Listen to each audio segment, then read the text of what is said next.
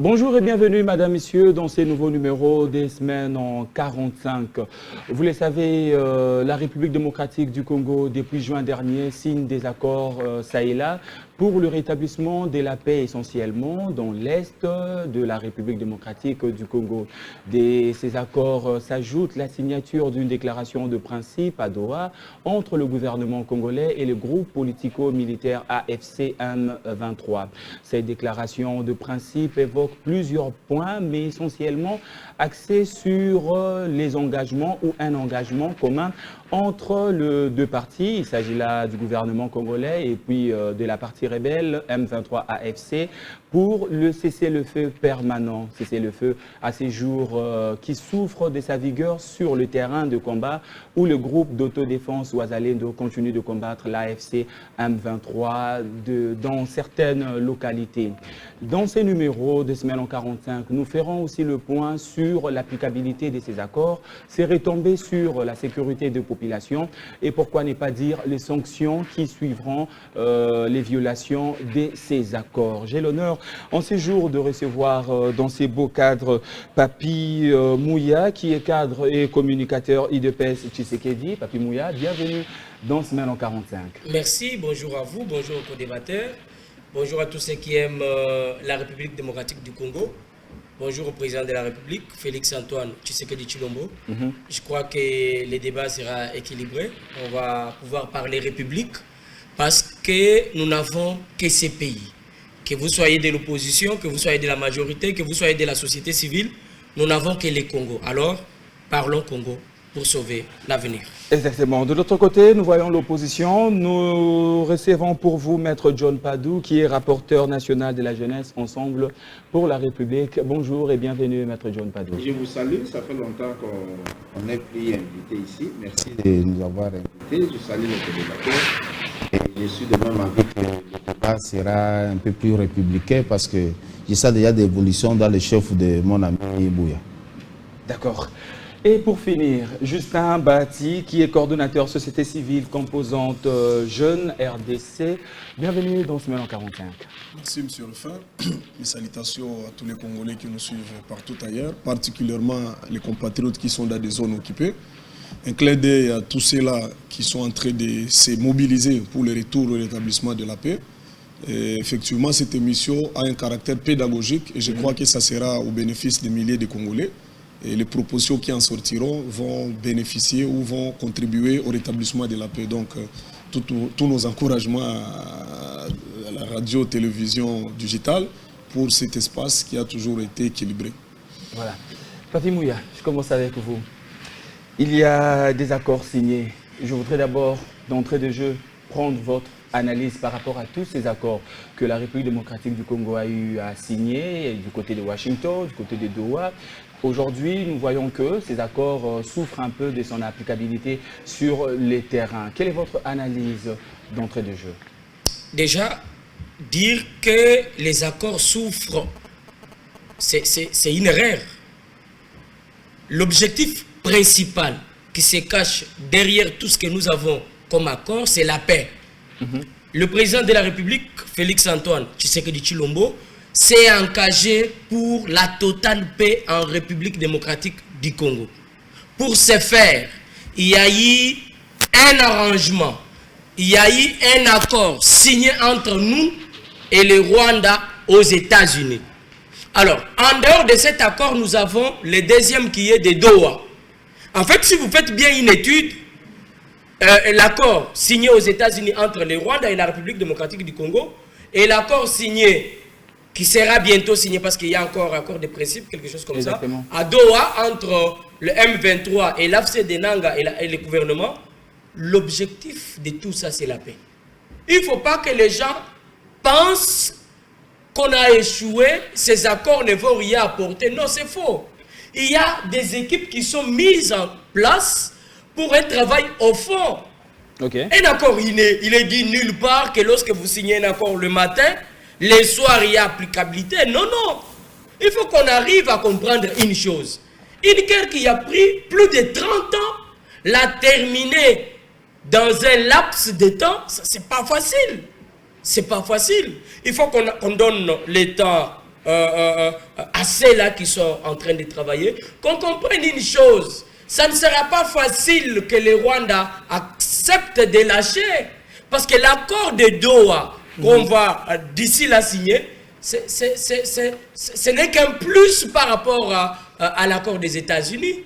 Le Rwanda s'est rendu compte qu'il a échoué aux États-Unis. C'est comme ça qu'il s'est précipité pour se plier derrière les M23 et l'AFC.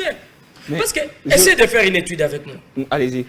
Il y a M23, AFC, M23 plus AFC et le gouvernement de la République démocratique du Congo qui devraient discuter à Doha. Posons-nous la question. Qu'est-ce que le ministre de l'Intérieur rwandais est allé faire à Doha? C'est toute une carte. Il faut que les Congolais qui réfléchissent arrivent à comprendre que la lutte engagée par le président Tshisekedi reste de trouver la paix en premier. Papi Mouya, je vous renchéris un tout petit peu. Quand je parle de la non-applicabilité de ces accords, c'est parce que selon la déclaration de principe de Doha, le gouvernement congolais et la coalition rebelle voulaient mettre en place l'applicabilité ou l'entrée en vigueur du cessez-le-feu à partir du 29 juillet. Mais à ces jours, nous sommes au-delà du 29 juillet et que nous constatons que sur le terrain, il y a toujours des combats.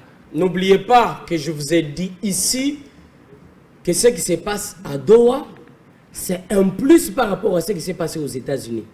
Ça veut dire que le Rwanda a échoué aux États-Unis et cherche comment se rattraper à Doha. C'est comme ça qu'ils ne peuvent plus accepter les choses facilement. Ils cherchent à tout près. Ils ont leur cahier de charges, bien sûr. Ils veulent convaincre le gouvernement. Ils cherchent par quel mécanisme faire accepter ces cahiers de charges au gouvernement de la République démocratique du Congo. Or, l'objectif de la République démocratique du Congo n'est pas de valider un cahier de charges qui n'est pas en faveur de la population.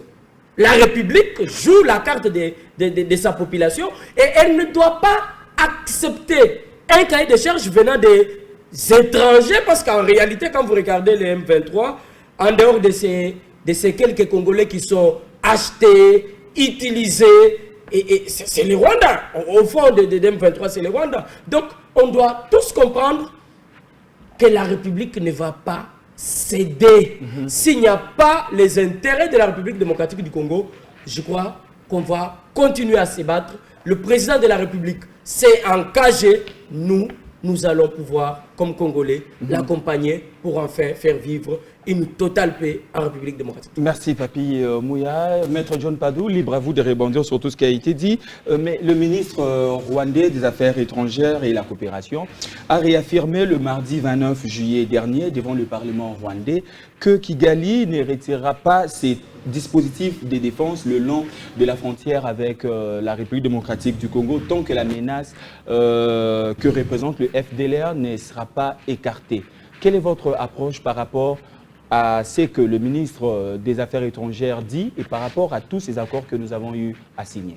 Je commente sur la sécurité d'un pays dans leur État parce qu'il dit qu'ils ne vont pas quitter les dispositifs dans leur pays.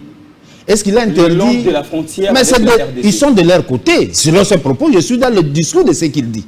Ils sont dans leur État. C'est comme nous, par exemple, ici à la frontière avec Brazzaville, nous disons, nous mettons notre dispositif vers le beach Mobila. Et puis, nous, les autres, on leur demande de faire un commentaire sur ça. Moi, je ne peux pas revenir sur des choses comme ça. Moi, je vais revenir sur les dysfonctionnements du raisonnement de mon ami Papi Mouya. Allez-y. Quand Papi Mouya est en train de mêler tout à la fois, il ramène les Rwandais et à Doha et à Washington, ça prête confusion. Ici, nous devons comprendre que à Washington, il y a eu un accord international ou un traité en termes en français simple. C'est entre un État et un autre État. Mais ce qui est à Doha, c'est entre Congolais. Et l'accord de principe entre Congolais, qui fait que le AFC, et nous pouvons dire aujourd'hui que ça entame déjà un échec. Parce que le préalable et les garanties qui étaient fixées par rapport à des dates X ne sont pas respectées. Qu'est-ce qui fait que... Parce qu'il y a deux éléments. Il y a le courage et la volonté.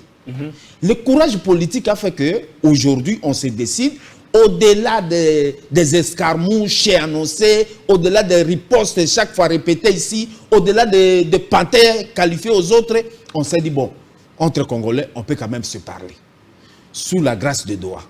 Ou que nous sommes tous dopés, d'accord. Ce n'est pas un effort d'un seul individu. N'allons pas avec un seul individu. Ce n'est pas un problème de M. Tshisekedi, c'est un problème du président de la République qui est une institution. Il ne faut pas nous ramener dans un débat d'individus. C'est un problème de l'État congolais qui s'engage dans cette démarche. C'est aussi un problème des Congolais qui sont considérés aujourd'hui comme des rebelles qui ont accepté de se parler. C'est un tout parce que la paix n'a pas de prix. Exactement. Et comme la paix n'a pas de prix, tous ceux qui concourent à ce que la paix se ramène devraient être encouragés par tous, toute obédience, toute tendance confondue politiquement. Alors, aujourd'hui, lorsqu'il dit le Rwanda a échoué aux ISA, bon, excusez, moi je n'aime pas trop parler d'un pays qui n'est pas le mien. Mais au moins, si on suit l'actualité, et au moins soit aller devant le Parlement pour présenter l'accord, afin que l'accord soit analysé, ratifié justement. Exactement. Le nôtre, même dans le cadre de la première disposition sur les accords, même l'information officielle, nous n'avons pas vu un seul document parce qu'il n'y a pas de secret dans la gestion actuelle. S'il y avait un document qui accompagne cet accord au niveau du Parlement, comme c'est exigé dans la Constitution, on aurait pu en savoir. On n'a pas pu aujourd'hui faciliter aux représentants du peuple qui sont en vacances. On peut convoquer une session extraordinaire pour que le ministre des Affaires étrangères, par exemple, qui est compétent dans la matière, vienne expliquer l'accord pour que les représentants du peuple prennent l'accord et s'approprient. Ce sont des erreurs que nous estimons que ce n'est pas bien. Alors, la question, c'est aussi de savoir, bon, j'écoute ici, Congolais achetés, Congolais utilisés, je crois que ce sont des débats qui datent de 2 mois, de 4 mois à l'époque. Aujourd'hui, nous sommes dans un discours parce que l'accord de principe interdit même le discours aîné. Interdit même des discours qui ne font pas avancer les choses. Je crois qu'aujourd'hui, nous devons tirer sur le fait que nous devons avoir un discours de la paix. Un discours de la paix, c'est le fait de dire qu'aujourd'hui, nous devons être d'accord. Il n'est pas longtemps, quand vous visitez nos informations, on vous dit que les Wazalendo sont en train de se battre parce qu'ils ont déclaré que Douane ne les concerne pas. Question. Qui sont les alliés des Wazalendo? Ce n'est pas le pouvoir congolais, ce n'est pas l'État congolais. Ce sont des patriotes de Wazalendo. Oui, ils sont des patriotes, c'est connu. On a toujours, lorsqu'on parle de notre armée, on dit notre armée avec leurs alliés. Exactement. Les Wazalendo sont considérés comme ça. Lorsqu'ils ne sont pas concernés par l'accord, ça veut dire quoi concrètement? C'est ça notre crainte, c'est ça la crainte des Congolais. C'est ça la crainte des citoyens. Même ces accords. Oui, je vous ai parlé de 2 éléments. Au-delà de la volonté, au-delà du courage politique, il faut avoir la volonté. La volonté, c'est quoi? C'est le respect de ce qu'on a écrit. Donc, nous, comme opposition, nous disons au pouvoir, attention, allons sur la voie de la paix. La voie de la paix, c'est la voie de sacrifice. C'est la voie d'accepter l'autre dans son état. Mais aussi de dire que voici le chemin sur lequel nous pouvons faire pour mieux faire. Alors, lorsqu'on nous ramène encore dans ce débat que mon ami Mouya est en train de nous emballer, ça risque de nous désorienter. En 1 minute. En 1 minute, c'est qu'aujourd'hui, l'accord de Doha ne donne pas assez de garanties par rapport à ce qui est fixé parce que l'échéance de certains devoirs qui ont été annoncés n'ont pas été respectés. Exactement. Justin Bati, libre à vous de rebondir sur ce que vos prédécesseurs ont eu à dire. Mais selon Massad Boulos, conseiller principal pour l'Afrique, pour les États-Unis, une partie de ces accords que nous avons eu à signer, une partie de nos minéraux en République démocratique du Congo sera effectuée, une partie des traitements évidemment sera effectuée au Rwanda conformément à l'accord. Est-ce que n'avons-nous pas bradé le sol et les sous-sols de la République démocratique du Congo quand l'envoyé spécial des États-Unis tient ce genre de propos? Je crois que nous sommes revenus sur ce sujet dans plusieurs émissions sur ce plateau. Et comme je l'ai toujours dit, nous sommes venus ici pas pour soutenir une position, mais orienter l'avenir de la République. Nous sommes en train de parler de milliers de Congolais. Nous parlons de vies humaines. Il faut qu'on soit sérieux pour que les gens qui nous suivent sur le terrain ne puissent pas nous trouver comme nous étions dans un débat l'opposition contre majorité, ou le débat pour vanter les efforts qui n'ont pas de preuves sur terrain. C'est très important sur cet élément, monsieur Frère. La première mission d'un État du pouvoir, c'est d'assurer l'intégrité territoriale. C'est ça la première rubrique. Donc lorsque nous vous remettons les drapeaux de la République, la charge de 26 provinces, la charge de 145 territoires et consorts, c'est-à-dire vous avez un bilan. Et le premier de bilan, c'est de garantir la sécurité d'abord de la famille, c'est-à-dire la population, et de ce bien. La question majeure que je devais poser à notre ami qui a cité plusieurs fois le chef de l'État, est-ce qu'aujourd'hui ils peuvent se donner quelle cote par rapport à cette mission principale? Et lorsque l'État est défaillant, ils ne font pas beaucoup se justifier. Il faut faire face aux réalités de la République. Je crois que quand nous parlons des accords, je me pose la question principale, qui sont les gagnants de ces accords? Et notre ami de l'opposition, du pouvoir, va soulever, non, nous sommes en train de revendiquer ce qui appartient à la population. Quelle est cette population qui a été consultée ou associée même dans des réflexions pour ces accords? Ce n'est que le pouvoir en place, à travers leurs délégués. La société civile est là, les pasteurs, les personnalités qui peuvent aussi aider à réfléchir, mais ils sont bloqués. Pourquoi? Vous n'avez pas été consulté? Non, mais la consultation par rapport à quoi? Par rapport aux accords, non, on n'a jamais consulté les gens pour les accords. Nous sommes peut-être dans une démarche d'échange avec la CENCO et toutes les initiatives en cours pour réfléchir sur une voie pacifique et solide. Alors, quand on parle de Washington et consorts, je l'avais dit encore une fois de plus, j'ai parcouru cet accord. Aucune mesure contraignante. C'est comme si on s'était mis avec Kagame comme des amis, on est en train de s'arranger comment gérer les ressources, et les Américains sont très malins. Les Américains ont dit non, non, nous allons gérer ce qui concerne l'économie. Alors vos histoires-là de la guerre, revenez à Doha. Est-ce que vous ne voyez pas qu'on nous fait passer le temps? Entre-temps, les deux provinces sont sous occupation, M. Rifin. Entre-temps, les hôpitaux n'ont pas de soins à cette heure. L'approvisionnement en vivres n'existe plus. Les gens commencent à mourir dans des hôpitaux parce qu'il n'y a pas de subventions, il n'y a pas de mesures de secours. Les avions n'atterrissent pas. Vous vous rendez compte de ces gens-là qui sont en train de nous écouter dans un débat? Non, les chefs avancent vers une paix durable. Non, écoutez. C'est déjà beaucoup de jours. C'est comme ça qu'on a pris Bunagana, M. Rifin. Et les gens étaient dans le stade de martyrs, concert entre les Warriors. On assistait à ça, des embouteillages. Les gens disaient non, non, les lobbies les affaires, Moïse Mbie. On a assisté à ce défilé et on a pris Bunagana. En évoluant, on a pris Goma, on a pris Bukavu. Aujourd'hui, on est encore dans des accords. On est en train de s'asseoir. On envoie de l'argent à des délégations qui partent. C'est budgétivore. Il faut aussi qu'on nous donne les rapports du budget qui ont été ou qui a été affecté dans tous ces déplacements. Parce que lorsque Mme Wagner se déplace, ce n'est pas par seule. Lorsque la deuxième délégation de Doha, c'est toujours l'argent de la République qui est du pays, mais sans solution efficace. Monsieur Rifin, après Washington, on a des dispositions, non, voilà, des engagements des forces, FDLR revenir. Mais vous savez que c'est les Rwandais qui sont toujours avantagés de ça. Nulle part où on nous a dit que non, les Rwandais, et ils ont dit même ça aux Rwandais, ils ont dit non, nous allons retirer aucune force. Et vous venez vous-même de soulever qu'ils renforcent les dispositifs. Parce qu'ils font face à la guerre. Nous faisons face à une distraction. Mais les Rwandais sont préparés. Nous, ce sont des pasteurs qu'on reçoit. On prie pour la République. S'il vous plaît. Parce qu'il y a quand même des efforts qui sont lorsque je parle de la distraction, parce qu'il y a le temps. Chaque mission a son temps. Même quand vous avez, même le match de football à 90 minutes, vous n'allez pas aller dans la prolongation chaque jour. On ne nous ramènera pas chaque jour de prolongation pour sacrifier des vies humaines. Nous avons quitté, s'il vous plaît, nous avons quitté Washington. On a dit qu'on a les Rwandais ont échoué. Ils ont échoué quoi? C'est nous qui sommes entrés aujourd'hui à Doha. Lorsque vous parlez de Ouazalendo, parce que vous l'aviez soulevé. Et le président ougandais ou la délégation ougandaise traite les Ouazalendo de forces négatives. Et vous voulez que ces Ouazalendo jouent quel rôle? Les compatriotes qui se donnent leur vie pour sauver la nation, qui se donnent à côté des FARDC, mais dans les accords, on les traite comme des forces qui vont être neutralisées. Est-ce que vous vous rendez compte comment on est en train de museler les forces congolaises dans tous les niveaux? Doha, c'est un problème d'intérêt aussi. Parce qu'aujourd'hui, à Doha, c'est parce que les Qataris ont des intérêts aussi économiques à sauvegarder. Et si on peut s'asseoir aujourd'hui entre M23 et gouvernement et qu'on reste encore avec l'orgueil qu'on ne peut pas négocier, quelle force avons-nous pour dégager ces gens à cette terre? Parce qu'on a démontré l'incapacité de déloger ou de repousser ces gens qui occupent. Ils sont déjà dans la population. Est-ce qu'on va les bombarder? Cette voie de négociation doit être faite clairement. Il ne faut pas que le chef utilise la politique de l'Autriche. Entre-temps, vous mettez la tête dans l'eau ou dans le sol, mais vous laissez une partie ouverte et qui est lisible.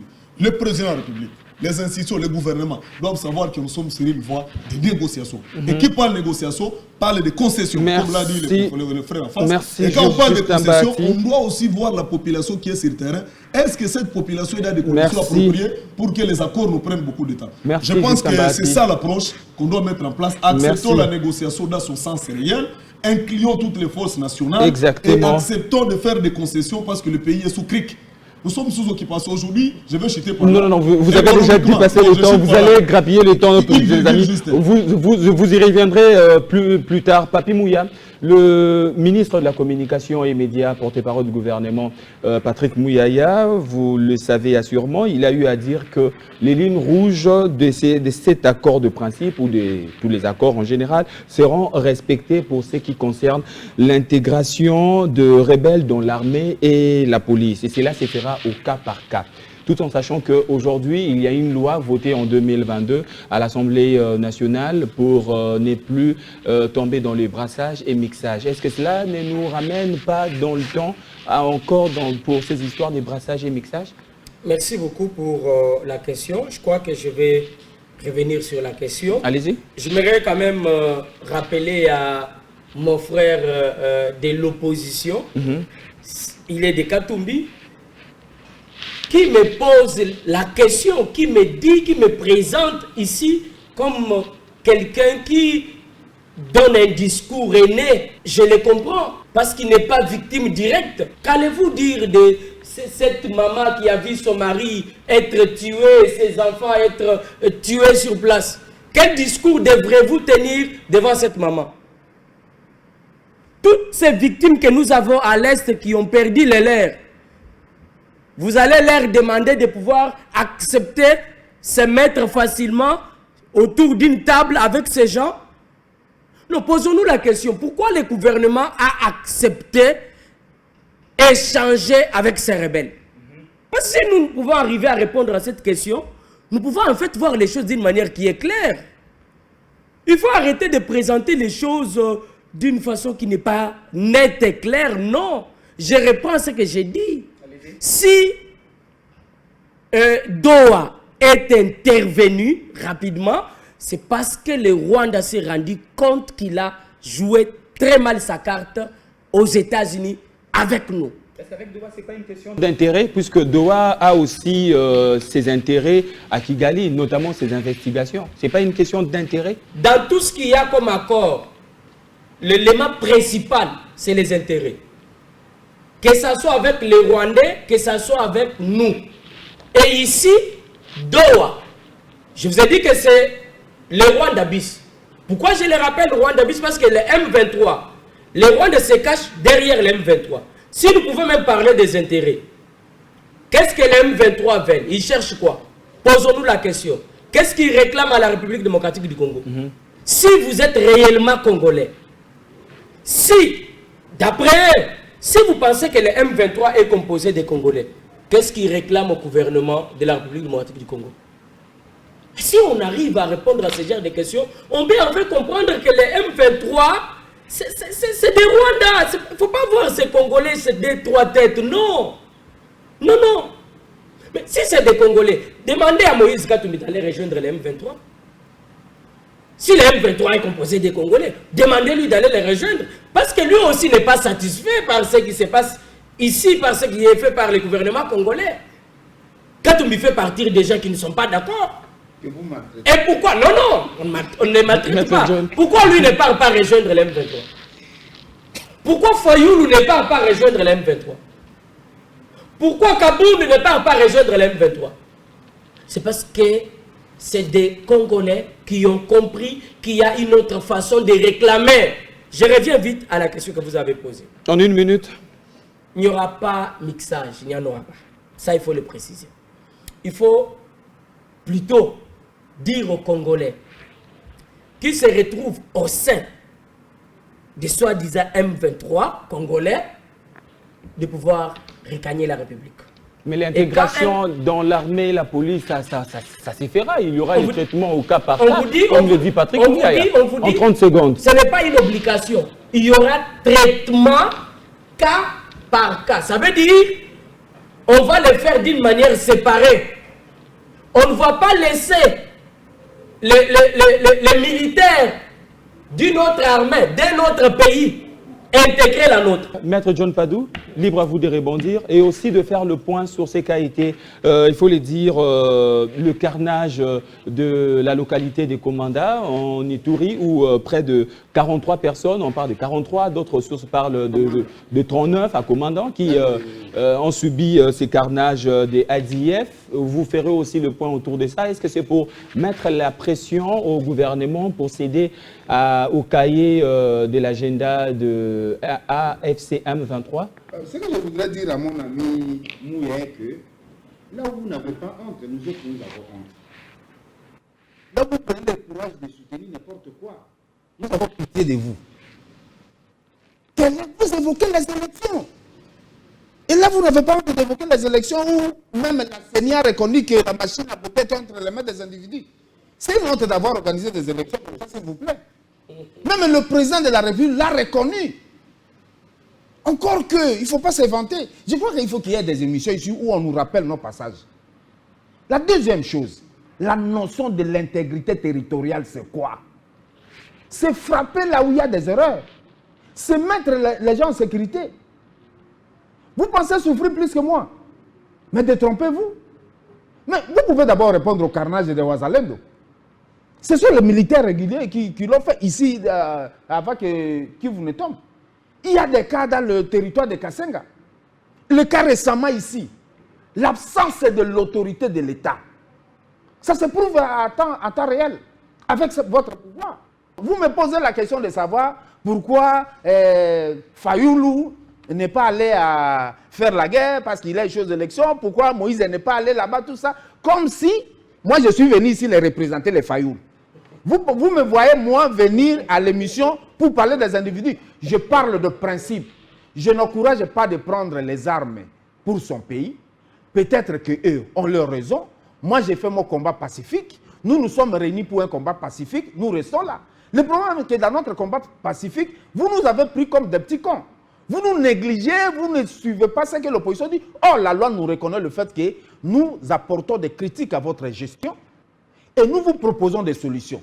Vous avez posé la question, pourquoi le pouvoir accepter les pourparlers? Mais c'est parce que vous avez échoué.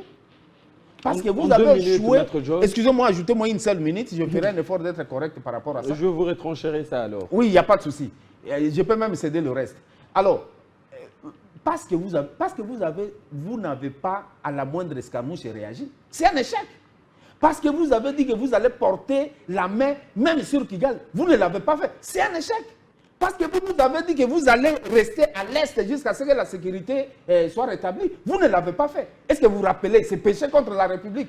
C'est vous dire que vous n'avez pas fait. Et pour nous, nous estimons que c'est parler, aller dans la voie de ce qu'a proposé la SENCO et l'ECC, c'est la meilleure solution, on n'en dira jamais assez. Il n'est pas tard. Même là où la Bible dit n'endurcis pas ton cœur. Et bien Mouya fait arriver le message, n'endurcissez pas vos cœurs et travaillez pour la République, vous aurez gagné, on va vous applaudir. Voilà. Merci, Papi Mouya. D'ailleurs, vous n'avez pas eu à tout finir, c'est bien. Ce qui profite à Justin Bahati, ça profite à Justin Bahati. On les ramène à Justin Bahati. C'est bien de signer des accords entre États, Justin Bahati. Mais à ce jour, la question que tout le monde se pose, la question centrale dont le chef de la population, c'est de savoir quelles sont les retombées concrètes de ces accords sur les populations longtemps meurtries. Je venais de le dire, enfin. Il y a deux conséquences. Conséquences humanitaires, mais aussi la conséquence économique. Il faut mesurer ces éléments. Vous savez qu'à Paris, le Grand Katanga, c'est la province du sud, du nord qui a des ressources minières. Vous imaginez combien d'argent des trésors publics pouvaient revenir à l'État congolais pour nous aider à construire des infrastructures et autres choses. Il faut voir les volets là. Aujourd'hui, c'est sous contrôle du rebelle. Ça, on n'en parle pas. Des taxes et autres choses, toutes les transactions, les agents de l'État, misez-les. Les gens ne savent même pas comment se procurer, quoi manger parce qu'ils n'ont pas de banque. Ça, c'est une conséquence humanitaire. Pour ne pas parler des cas de tueries, des gens qui sont tués par feu. Parce qu'un rebelle, quand il occupe une zone, c'est un terroriste. Il peut violer, il peut voler. Et puis, pour votre information, la plupart des filles et des zones occupées, dans la culture africaine, on suppose qu'elles ont été violées. Parce que ces gens, il suffit d'avoir une femme qui est belle, c'est leur femme. Il n'y a pas de loi.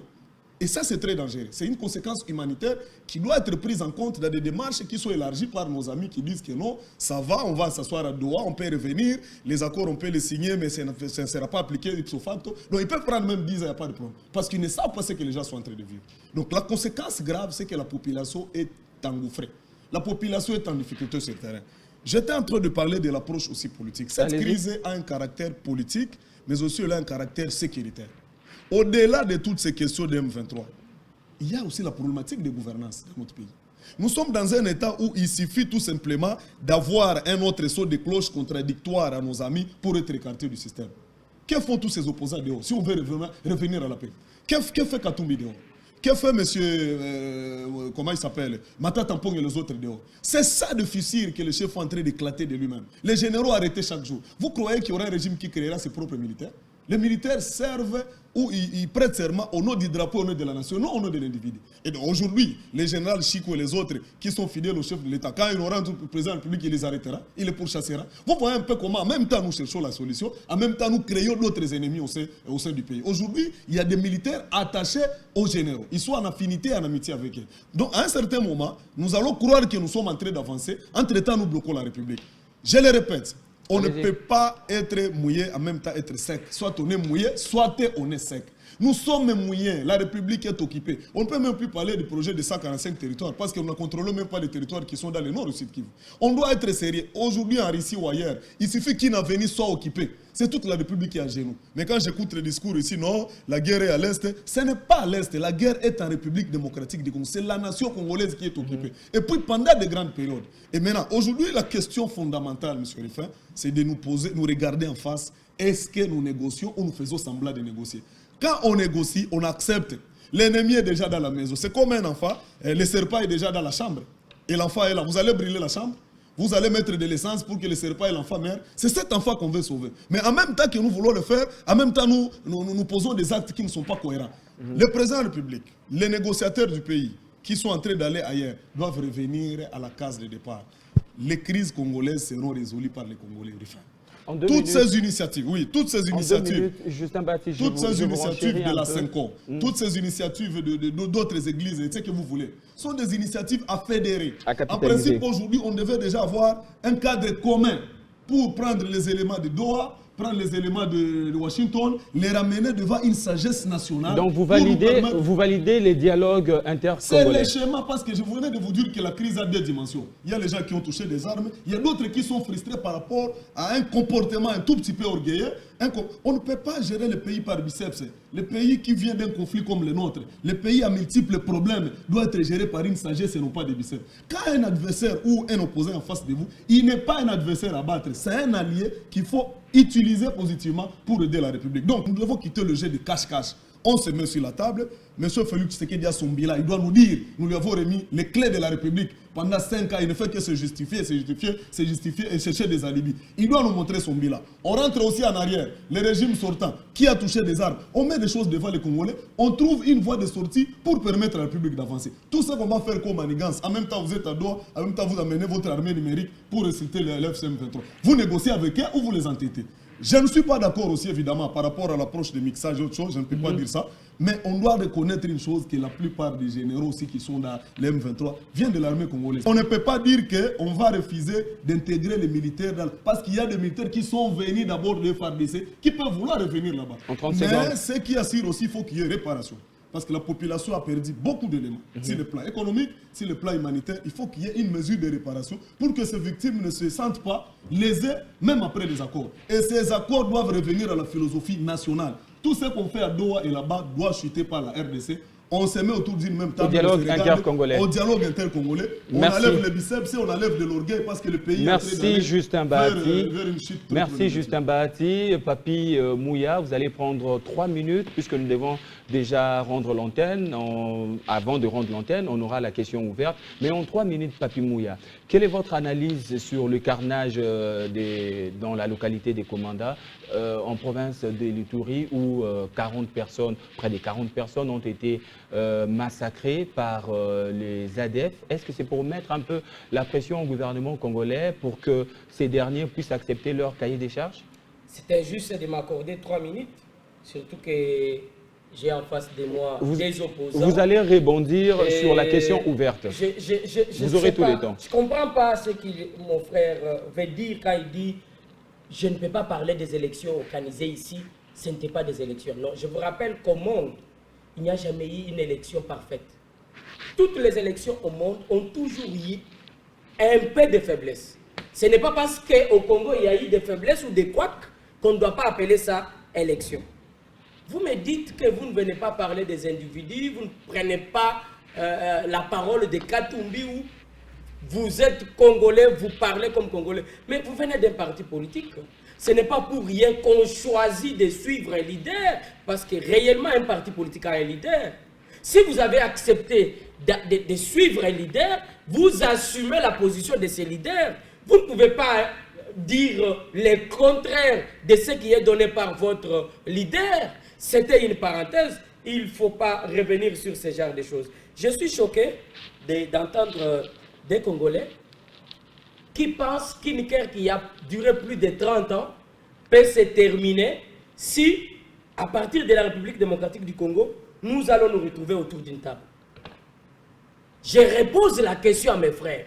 Allez-y. Combien de fois nous avons été autour des tables? Combien de fois avons-nous dialogué? Qu'est-ce que ça a apporté? Mais nous savons les jeux des politiques congolais. À chaque fois que les politiques congolais se retrouvent coincés, ils réclament qu'il y ait dialogue. Et après ce dialogue, qu'est-ce que vous allez proposer? Il est temps qu'on comprenne une chose. La guerre que nous avons aujourd'hui n'est pas apportée par Tshisekedi. Ça, on est d'accord, nous tous. C'est une guerre trouvée par le président Félix Tshisekedi. Nous devrions avoir une position nette et claire.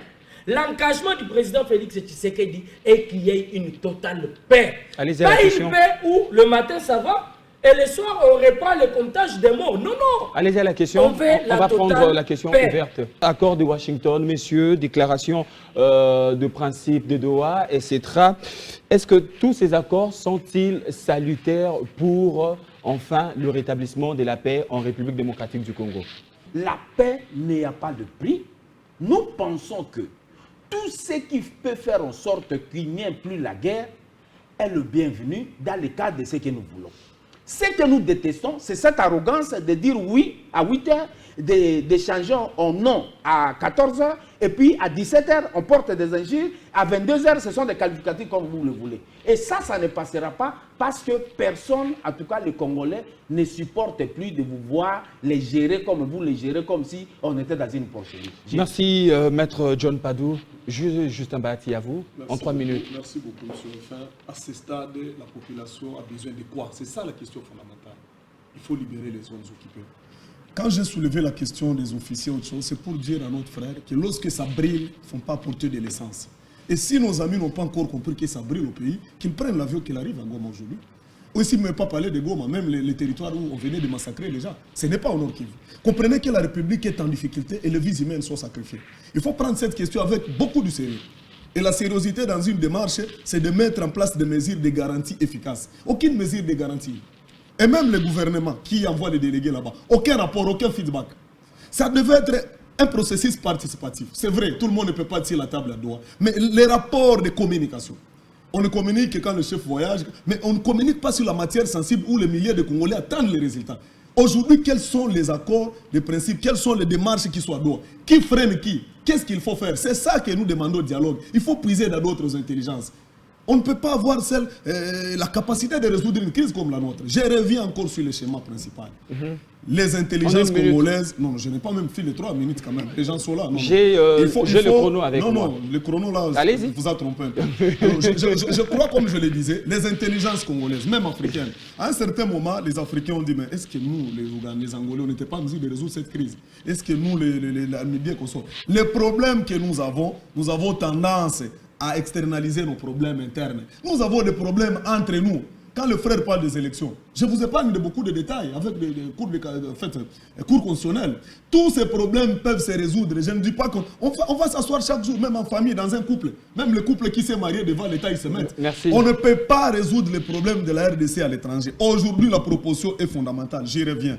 Les intelligences congolaises de l'opposition, la majorité de la société civile, mettons-nous sur la table. Le président de la République doit faire d'abord le bilan à la population congolaise. Il doit nous dire les gens qui sont violés là-bas, c'est à son mandat. On n'hérite pas seulement l'actif, même le passif. Quand on construit 1 kilomètre, le chef de l'État fait. Quand on tire les gens à Goma, ça ne les concerne pas. Non, attends, on ne peut pas sélectionner le bilan. C'est un tout. Merci. Le chef de l'État devra d'abord, s'il vous plaît, faire face à son bilan. après le bilan qu'il va faire face, et maintenant on va lui dire, mais voilà l'échec qui a commis, voilà les conseils à prendre. Merci. Papi Mouya, allez-y à la question. Nous avons tous besoin que la paix puisse régner en République démocratique du Congo. Nous tous, que ce soit Justin, que ce soit Maître John, que ce soit moi, nous avons besoin de la paix. Quand on a besoin de la paix et qu'il y a un leader qui est devant comme chauffeur, nous devrions tous Ces accords, en 30 secondes, Papi Mouya, ces accords sont salutaires pour le redressement de la paix en République démocratique du Congo en 30 secondes. Très sûr.